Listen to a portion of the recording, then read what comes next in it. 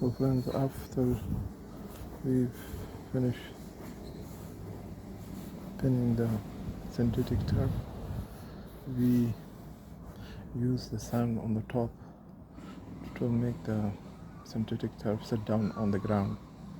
And after that we can use the rake, and after rake we can use this machine also to spread it, the sand in every place it needs to be spreaded. So as you see,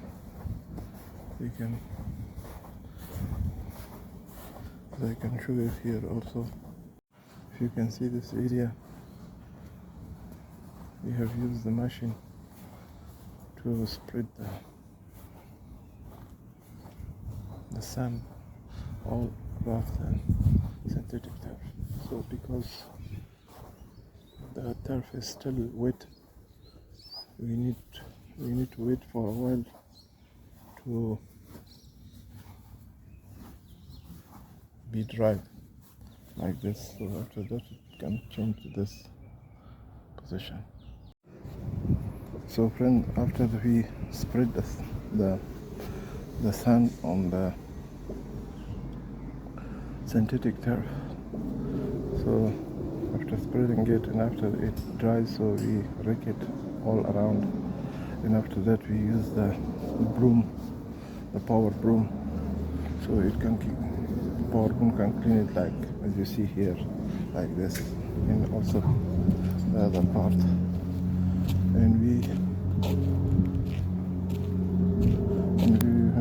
just start cleaning all the remaining that you see in this area. Thank you.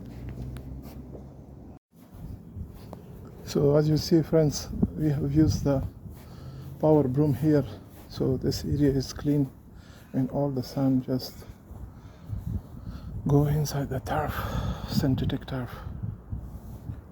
So it's good to use this power broom for spreading the sand. One important thing is that when you separate sand with the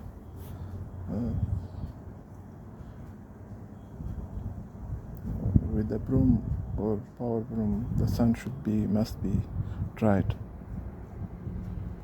So friends, after we do the synthetic mulch, we pin it and we glue it.